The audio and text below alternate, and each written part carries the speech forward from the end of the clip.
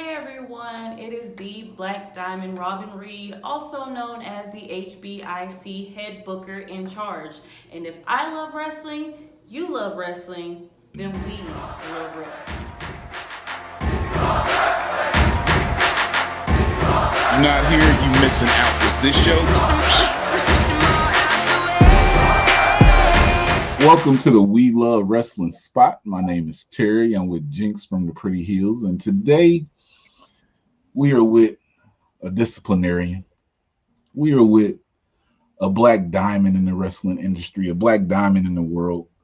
We're with someone who mind for wrestling has made my love for wrestling grow this 2020, even beforehand. We are with Miss Robyn Reid. How are you doing today, man? I am doing great. How are y'all doing? We are Good.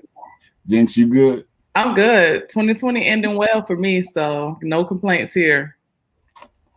Oh man, we ain't gonna talk about your 2020. Look, it was a movie this weekend.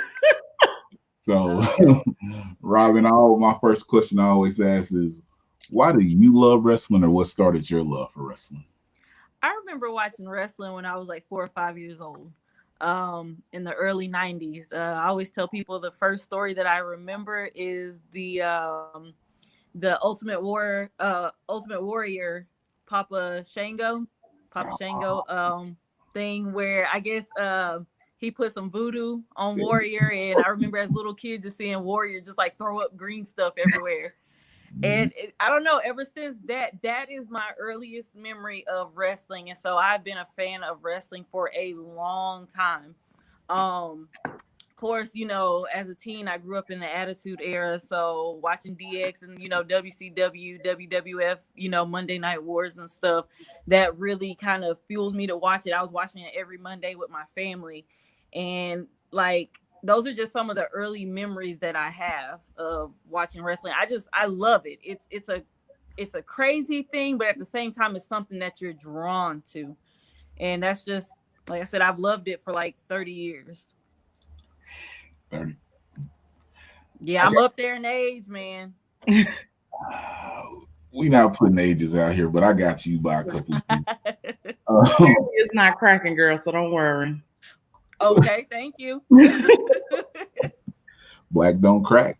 At So, all. who was some of your favorites growing up watching wrestling? Sting, the Surfer Sting. I liked Taker, but I didn't really. He wasn't my favorite until like the Attitude Era. But growing up, I remember watching Harlem Heat. I was a big WCW fan. Because I lived in Atlanta in South Carolina, because I'm originally from South Carolina. And, that's where like the power plant and all that stuff was. And that's where Ted Turner had, the TBS and all that stuff. So WCW was the big thing back then. So I remember the Nasty Boys, Harlem Heat. I remember Sherry Martel. I remember NWO. Those were some of my favorites growing up, as well as Lita in the Attitude Era part. But definitely, I was a big WCW girl. Well, I have to ask you. You said you're from South Carolina. What part? Charleston. I'm a military baby. I'm a Navy baby. Okay. Oh. Oh, wow. Oh, what's going on? What brings I'm an Army girl, don't worry. I'm a Navy baby. I'm an Army brat, but my family grew up. Part of my family grew up is in Sumter, South Carolina. That's why I had to ask that. So. That's where I was born. That's the military base I was born on. Mm-hmm. Oh, okay. Yeah, that's where. Yeah. So. Shaw Air Force Base. Yeah. Shaw Air Force Base. Shout out. Yeah. So yeah. Okay. All right. We good. So WCW back in the day. You said you all about that. Let's see. WCW. I knew about it back then too. Steiner Brothers or Ella or World Warriors? Road Warriors. Big time. Road Warriors. Okay. Yep. Pillman or Jushin Thunder Liger? Pillman. Okay. Favorite WCW pay-per-view back then? Halloween Havoc. Okay. Okay. My first event I went to was the Great American Bash '89. Um, so that is like embedded in my head. So when Uh-huh. people talk about WCW and NWA, it take me back to my childhood. Um, but Gotcha. let's kick this up, Jinx. It's time for you to go in because now we're gonna ask some real questions here. So I'm going straight in for the kill punch. Oh shit. How is it being a Black woman in the industry? Raw, uncut, and real. Thank you for asking, this question because I've never gotten asked this question. I don't know if people were just kind of scared to ask it, but I appreciate you asking this question. No, It can be really tough. I remember doing an event with Charmel because I trained at Booker T school some years ago. We were holding an event and she was kind of going through. I was one of the 4 main roster people that were helping to throw this event. And for each person, she was going and she was giving them a bit of advice. And she got to me and she said, she said, we've had this conversation before. You know that we have to work twice as hard to get half the credit. She was not lying at all. It's a struggle to really, excuse my language, bust your ass and still have people look over you. That's not a good feeling. You know what I mean? And that still happens till this day. You know what I mean? And it sucks. Mm-hmm. It really sucks. There's moments where it's like I love it because I stand out, but at the same time it's like, am I going to get my just due? Because I'm over here busting my ass just as the next girl is, but I'm a Black girl to you. You know what I mean? So I do feel like there are times still where I do feel like I don't matter. And I do have my conversations with, my fellow friends like Trisha Dora and a couple other ladies, and we just sit down and we talk. I've had conversations with Big Swole about it. You know what I mean?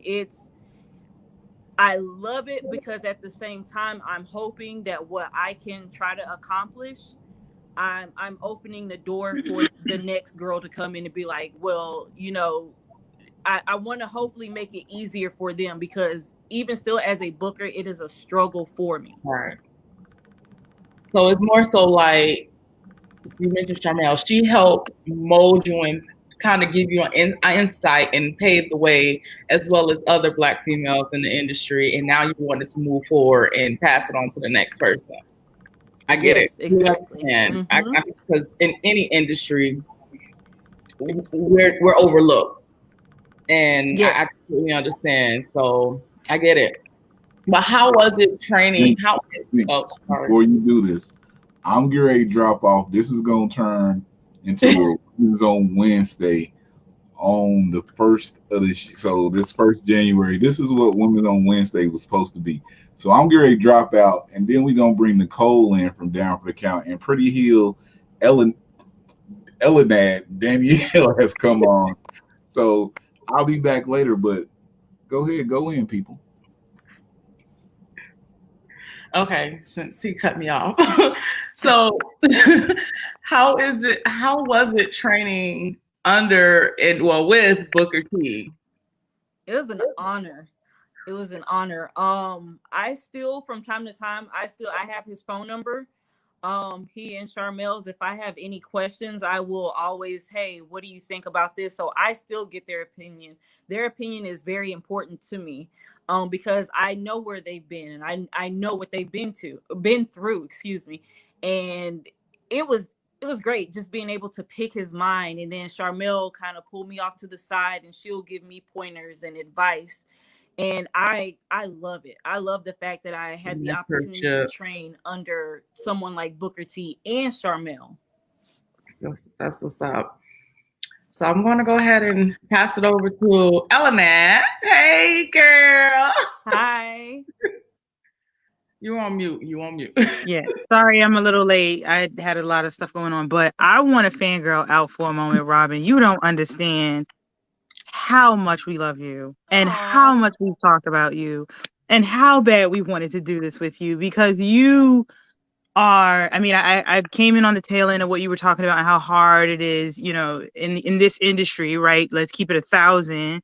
That's predominantly white male ran, right? Between the Right. ages of 23 and Ric Flair, I guess, sets the tone, right? Or Vince McMahon sets the tone in, like, you know, Right. late 70s. Like, it's so hard to do what we do, and then you have to be absolutely exceptional in doing it, Right. and you're so well rounded. And I mean, I super like, I always talk about the unsung heroes, who are the bookers, who are the promoters, you know, who are the people who put the shows together, who are not actually in the ring, who are just as important. And I mean, when you look like the people who do that, it is an absolute honor. So I have to fangirl out right quick and give you your flowers and say thank you for everything that you've done. The write up that Black Wrestling Alliance did on you earlier in the year, we Wow. lost our shit. We have this whole group chat, and everybody's Yeah. like, Robert, oh my God. Like, you don't understand. Nicole will tell you, like, we are super ecstatic to just be able to have this conversation with you, because it's people like you who make attending these shows so great. And you know, I don't think you get your just due. I don't think people really understand the importance. You know, I'm not taking anything away from the wrestlers or the talent and the athletes. There, that part is absolutely important as well, but to put on a show and for it to be as amazing, and you've literally had to run from one region to the next over a weekend, you know what I'm saying? Like, people don't hear that stuff. We see you, girl. So thank you forever and a day for having this Oh, conversation with us and for letting us highlight you and the work that you do that I don't think enough people understand and do much of. So let me just cool down a minute and hand it over to Nicole, because I'm like, oh my wow. God. Thank you. I'm very humbled by that. Thank you. Robin, let me ask you this: The Rock or Stone Cold? Oh, oh man. Crap. Oh. Can I plead the fifth on that one? Cause No, I man. No, man. I need the Rock or There's Stone no Cold. right or wrong answer. It's just an You ain't answer. supposed to tell her before the answer Look, goes. ain't no right or wrong answer, girl. Just answer. There's no right or but wrong I like answer, them but I both. will feel Oh, away if you give an answer. But go ahead. Oh God. Oh man. The Rock slightly over Stone Cold. Okay, just wanted to see where your mind was at. like I was saying earlier, to sort of piggyback a little bit what Onad was saying earlier, as someone who also wants to be on the backstage part of the business and, you know, with booking and all of that things. And I just want to know, what advice do you have for the people that you're breaking these barriers and these doors down that are potentially coming after you? Or what advice do you have for, you know, the next generation who are doing what you're doing? Right, right. Um, gotta have thick skin. Gotta have thick skin in the, you know, in a business where, you know, people are gonna look over you, possibly look over you, or not really give you that chance. Mm. Stick with it if it's something that you really want to do. But just to be a part of the wrestling business, period, you gotta have thick skin. Whether Yeah. if you're a wrestler, a manager, producer, booker, writer, you gotta have thick skin. So that would be the first thing, because you're gonna have your good days and you're gonna have your bad days. But if you can build up that thick skin, you'll make it through those bad days, you know, no problem. Um, keep pushing forward. You know what I mean? Um, it's not easy, but when you finally reach that moment, it's gonna feel so freaking good when you know, when you get that moment, like what Elinad was just saying. Like, I felt some kind of way, because I was just like, okay, this is what I was, you know what I mean? I just wanted just a little bit of appreciation. But I just, you got to have thick skin. Keep pushing. Keep pushing is probably the number one thing that I always tell people, because you're going to have your good days, you're going to have your bad days. But when you finally make it, is the journey is going to be that much sweeter. No doubt, no doubt. So obviously, obviously this has been like a crazy year for, I don't want to just say like everyone, but like the business in general, especially with everything getting shafted from stuff from Mania week to like the summer to like now. So with things possibly clearing up a lot more with potentially with the vaccine that we have out right now and all that going on. So what are you looking forward to attempting to do in 2021? Say we're able to go back to some sort of normalcy. Right. I definitely look forward to having shows in front of like a lot of fans. Something that we haven't necessarily been able to do. I'm looking forward to interacting more with people because I know at the shows that I work for that we can't necessarily high five and do a lot of, hugging and things like that. So I love interacting with people. I'm a talker, I'm a communicator. And to not really be able to do that, I don't like that because I want people to know that I'm appreciative of them coming and supporting, especially women's wrestling. Right. So I'm looking forward to that fan or crowd interaction again. Okay. All right. So I'm going to kick it over to, I don't know, Jinx, you already answered some questions since I came in late, or I don't know if I was the last one. It seems like it. I'm ready to go there. You a booker. I done seen these matches you booked. What are you looking for when you book these matches? Because a lot of these people you put up against each other, it makes sense. But then it's some names that people don't know. And after you book them, seems like everybody knows their name. Big time. Star power.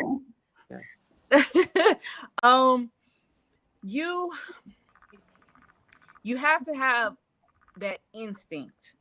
I have and I don't know, it's kind of a weird thing to brag about. I have that instinct of just knowing, like, this person deserves to be seen somewhere. Nobody has really seen them, so I'm gonna put you out there. You know what I mean? Like with the like, I don't know if you guys are familiar with Lacey Ryan. She was the one that was fighting she fought La Rosa Negra for the Mission Pro Championship. And I remember someone was saying, have a look at this girl named Lacey Ryan. And I looked at 30 seconds of her footage and I was like, I want her. Like I need her. And then I dug a little deeper and I was like, how are these people not signing her yet? I was like, this girl is like pure freaking talent. And the same thing with Sky Blue, the same thing with Genocide. The same thing with Rachel Rose. It's certain girls that I looked at and that I know because like I'm cool with them. I've been cool with them for years. And I just felt like they haven't been given that opportunity to be shown or to be seen. And I was like, I want to bring this person on. I want to bring them in because I know if I put them with the right person, they're going to have a hell of a match and they're going to get seen. They're going to get views.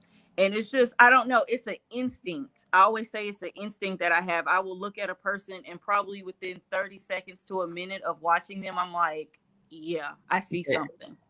They have the it factor. It's something about them where I'm just like, okay. So that's why I was like, if I don't make it as a booker, I'm like, can I be a talent scout, please? Because it's like, I don't know. But that's what I look for when I put together matches. I like to book women against each other that are different, that look different. Not necessarily the girls that look the same. Like, for example, I always kind of refer back to the Rachel Rose from the very first show, the Rachel Rose versus Elena Black match.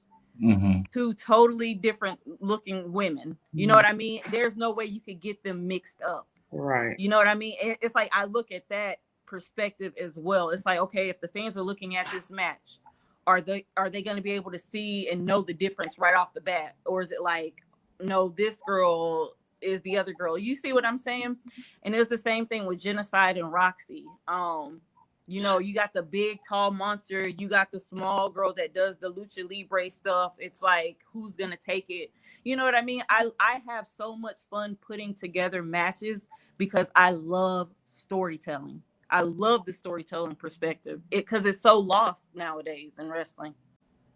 Storytelling. I don't want to go there, but Oh Lord. It's a lost art. please start It telling is. stories. Sell the moves in the matches. Yes. The facial expressions. I Yep. look at that when I look at the matches. Even before the match, give us a slight kind of build up to it. Even if it's a one-off, Yeah. come follow through. I've noticed lately there's like in certain promotions, you'll get a storyline for 2 or 3 weeks, then they'll have a match, and that's it. Give us follow through. Let us No character building. right. There's no substance behind it. It's like here. Let me know what went and give me something that's going into it. Let me get invested into these characters like we used to back in the day. We don't get much of that anymore. Right. And like even now, if I look back to what's on TV, like you see the WWE, look at the Hurt Business. There's been a build with that, something we haven't seen in a while. So I appreciate that. But then you look at other promotions, you're like, okay, what you doing? Or you look at other promotions, you like, where's the women's at? Right. Like, well, where at? Like, I know you just had AEW. I mean, AEW, for example, you just had Red Velvet on the show last week. Why is she on Dark this week? She just won. She just went over. What's going on? Let me do something. So it's just even in like the other promotions, I just want to see a build. I want to see give me something full out. Right. And like you say, storytelling's gone, and I love a good story like you. I'm like, let me know something. See, so for me, it's those little things. It's like the end of the show in November 6th for Mission Pro. At the end where you saw was going to be Lacey and La Rosa fighting for the championship. Right. That whole setup, I was like, okay, I want, this to happen. I want you to, whatever's getting worked, I want you to go in, act like, yeah, y'all on the same team, you're both in the finals. Then I said, I just want you to go in and just chop her down right there. Right. That got a lot of talk. And then I told the girls, I said, I want y'all to run out and break it up.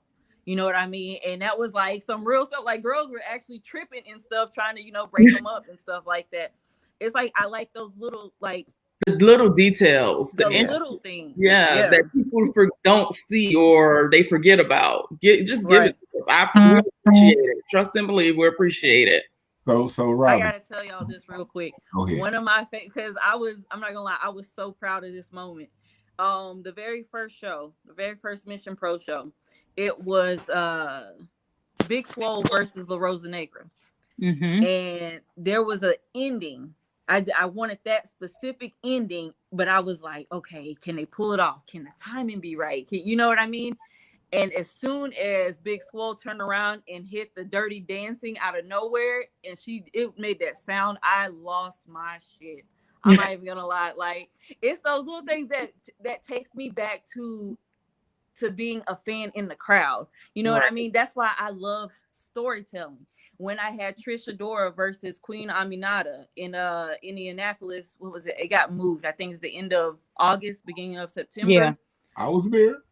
I look because I'm like two queens. You know what I mean? That I said I look at this match and I see nothing but queens.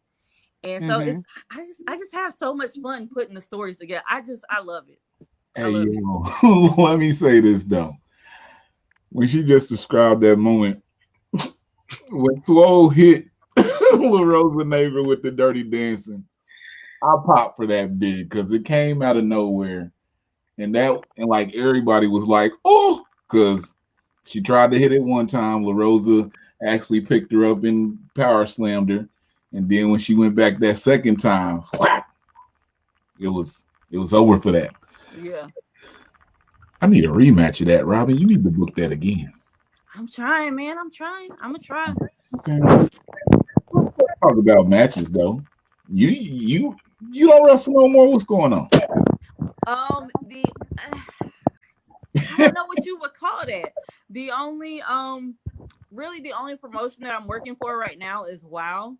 And we're on hiatus because y'all know everything in Cali is pretty much kind of shut down. So David McLean, he still contacts everyone. Hey, you know, everyone doing okay, and he kind of gives us updates on where things are. But we normally film out in Los Angeles. Everything is just not happening. Come on down to Florida where wrestling is an essential business. Yeah, that's why I told him. I was like, hey, I got a couple spots for you. Come on, we can come down here. Look, we send wrestling essential down here, girl. Come on. Bring it down. I'm not with it. I am not with it. Florida does have a lot of good wrestling going on. Let's talk about some good wrestling that you just put together. So, you did earlier say you put two people in a match that have distinctive looks and don't look alike, but you got a match that you booked where two people kind of do look alike. They're kind of the same stature. They're both young. They're both up and coming stars. A lot of people were talking about them. Roxy and Sky Blue at Generation Championship Wrestling 15. How did this come about? Because I thought about the match and then you booked it and I said, look at this.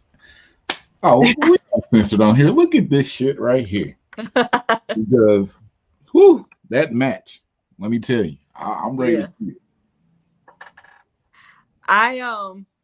So to be completely honest with you, fan, and he's gonna kill me because I cannot remember. It's like Justin or James. Oh my god, I'm so sorry. Let me see if I can find it while you're talking. Because it was on Twitter. He made like he was like, I would love to see these two girls, you know, wrestle each other and blah blah blah. And I was like, he is right. I was like, because I'm a person, I always give credit when credit is due, no matter who it is. And I was like, and I kind of made a comment under that picture, and I know both of these women. So I'm like, okay, I know Sky is already coming back. Let me see if I can get Roxy in the mix to come over here to Florida. Within 24 hours, she got back to me because I know she had the show at Reality of Wrestling. And I was like, so let me give her a little bit of time to respond. And she responded to me, I think, either that night or in the next morning. And she was like, yeah, I'd be down to come down. So I was like, we did it. So that's how that idea came from a fan. And I'm not going to take nothing away from that fan, because that was a hell of an idea. And because I'm familiar with both of those women, I know they'll have a banging ass match. So I was like, let's make it happen at GCW before anybody else gets them. Let's make it happen here. I'm not sure if this is wrong. I don't know, but I think his name is John Metcalf. He's the person I see who says something about it on Twitter. But I remember I saw the tweet and I was like, damn, that would be a fire match. And then like 2 days later, it was like, boom. He was like, I will do the Texas for the match. And he was like, and then someone said, what about you coming to Florida for it? And then announced the match. And I was like, wow. Yeah. Okay. Because you got to move, man. You got to move. You got to move. People be trying to snatch people up. And I'm like, I want this. I want this here. Give it to me now. Yeah, exactly. Because like I said, I'm very familiar with both of these ladies. And to see what they would bring in the ring, I was like, we got to make that happen here. Like, we got to make that happen at GCW. So luckily they both agreed, and it's happening in a few weeks. January 16th. In Sanford, Florida. I'll be there. Jinx, you be there? I'm going. Oh yeah. Oh, down the street. That's 3.5 hours. There's some other people on the card. We got to stay woke, so you know we'll have representation in the building. I can't stop without even talking about this match. Queen Aminata and Ray Lynn. You put two friends against each other. What's going on? Hey, somebody got to come out on top, man. I don't know. They're gonna have to push that to the side. I think you know what I mean. This business. Yeah, business is business. Like, Aminata, she just won that. She ain't trying to lose that. So who? She hits hard. Harry knows. Oh my gosh, she hits Harry hard. knows. Really, Daniel? Harry knows. So we was in Indianapolis at the Shimmer event, Uh-oh. and we was just talking and everything, and so apparently she said I had elbowed her, which I didn't know. I just thought she hit me in my back 3 times just because. And I was like, at first I was like, yeah, she just hit me, whatever. But then I took like 3 or 4 steps and I was like, oh, she really like hit me. Cause I was hurt. And like people was like, yeah, bro, we heard when she hit your back. And I was like, okay. And then everybody was like, she trained in Japan. But if you get hit by her, you gonna feel it the next morning. That delayed reaction. Oh my God. I definitely felt it because my goodness. Oh, well, no, we're not gonna ask that. What? Huh? What? I was just gonna ask about this tweet I saw you put up. That part. Which one? Go ahead. For a few days. So look, just elaborate who I want you. You said you're a woman and you got big dick energy. Oh, I was that part. You've been on it. Because I'm very laid back. I have a very laid back personality, and I'm the kind of person where I don't have beef with anybody. I'm too grown for that. You know what I mean? I'm too grown. I'm too old to have beef with anybody because I got business to take care of. And some people cannot handle a strong, open, like a strong-minded female. If something is wrong, I will point it out. You know what I mean? I won't just be like, oh, da da da da da, which is what, being real, as a Black woman, some people expect me to act that way. Yeah. No, I can go off on you in a classy way if I have to. That ain't a problem. An intelligent read. But some people they can't really handle the fact that I'm very strong-minded. I have certain opinions about things because of, in this situation as a booker, I'm big on storytelling. So if something doesn't make sense, I'm kind of like, does that really make sense? And then I dissect it. You know what I mean? It's like I give reasons behind things, and I'm vocal about things. And some people can't handle the fact that I am vocal about things because I want the best. You know what I mean? When I'm working with these divisions and these shows, I want the best. I don't want the show that I'm working for, especially when I'm dealing with the women, I don't want them to look like other rosters. I don't know. Does that make sense? Like, yes, I want the best. You know what I mean? And it goes back to the fact of, because I have to work twice as hard. So you know what I mean? And so I'm vocal. I want my stuff to look good because it's a representation of me. If I was putting together a horrible show and the show was terrible, I would, you know what I mean? People be like, oh, she can't do her stuff or whatever. So that's why I'm critical of certain matches and certain shows that I work for. People can't handle it. So I say, that's little D energy. I got big D energy. They got little D energy. I would say that, the effort that you make, we definitely see it. Like those who can, because we're everyone pretty much on this like spotlight is super over analytical, and is like, I would say when we say we're fans, I definitely think we're belittling like what we are.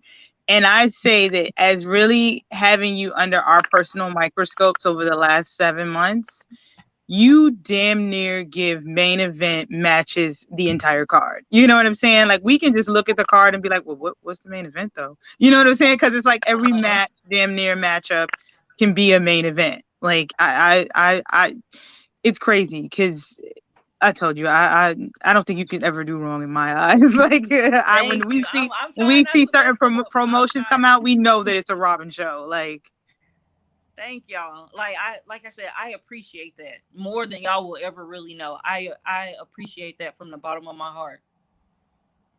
Oh, she's being modest. No, because it's real. Because it's hard. You know what I mean? It's very hard to know that you are going to always have to work twice as hard. You know what I mean? And when people, I I always keep myself humble because no telling when this can be taken away from me. Right. And when I hear people say that, you know, that they appreciate the work that I'm putting out there, because not only do I do this, I'm a full-time middle school teacher, and y'all know middle schoolers can be rough. So I'm having to deal with that every day on top of, you know, dealing with the booking and stuff, but I love it. I love everything that I do. You know what I mean? And the fact that people appreciate that brings me joy. That does. It really does. Oh man. Ladies, I got anything else? I'm trying to bring up some here to show her, just so she can know. But Danielle and Nicole, they could tell you how much I put you over before, you know, we even got this conversation. Because back in May, I think I was planning to come get this conversation, but we just sat back for a long time just to see what was going to happen. But ladies, anything else? I'm good over here. But I'll see you in January. I see you. She ain't even going to the show. Huh? Robyn ain't gonna even be at the show. What you mean? She was like, I want to see that top red. No, you gonna see my ass walk like running around like a running around. I see you running around. I do have to ask this. You're a black woman, you know, you're doing everything in this industry. Jinx, I'm just gonna put her on the spot. There's a show called All Black Everything. Say it loud. I'm black and I'm proud. February 12th through the 13th. Jacksonville, Florida. Hosted by Showtime, JB Cool, and Holiday. Who else? That's who. Oh, you can't say no more. But Robyn, I said hosted. I'm leaving it there. Oh, okay. I'm leaving her there. Anything involving Holiday is going to be lit. I finally got to meet her in person. I think a week and a half, 2 weeks ago. I've know a lot about her, watch her matches, but I got to meet her in person. Like, she's a whole lot of fun. Like, love Holiday. Just wait around for the announcements. That's all I can say. I'm leaving all that shine over there. Right. Can we get you in the building, Robyn? Are you gonna show up? Will you show up? Will I show up to that? Yeah. I don't know. That's news to me. Oh, you didn't know about the event? No. Oh, it just got announced maybe Thursday. I think it was Thursday, Wednesday or Thursday. Showtime. Yeah, I definitely didn't know that. It's from what I'm under. It's from what I'm understanding. It's been in the works. Actually, he mentioned it. Showtime JB Cool mentioned it on his spotlight that he was put out there. He's been in the works, and he just announced it on Twitter last week. And it's from talking with them this weekend. It's supposed to be some really good matches coming out of that show. Uh-huh. So I'm you saying too much, Jinx. You saying too much. Way too much. I'm excited to see what's going on. It's supposed to be some. Wait, but Robyn, where does Robyn live? Where do you hang out the most? I want to say, not where you live. Orlando. Oh, so it's feasible. Yeah. Where is it in Miami? It's Jacksonville. Oh, okay, yeah. It's in That's Jacksonville. not too far from me. It's what do you say? The DoubleTree Riverfront in Jacksonville. That's what he announced, if I'm not mistaken. Yep. Okay, man. Making moves. Friday night a social distance party meet and greet. Saturday the event. Sunday. Valentine's Day. Monday, President's Day. Perfect weekend for wrestling for 2 days. Right. Nicole, you're gonna have to work on that, Nicole. When did you say it was? I'm February trying 12th and the 13th. It's a Okay. Friday, Saturday event. Gotcha. Man, out there. We'll see, but with my job and obviously with the corona, this is a little bit, but I'm gonna try to work some things out so I can go to the show.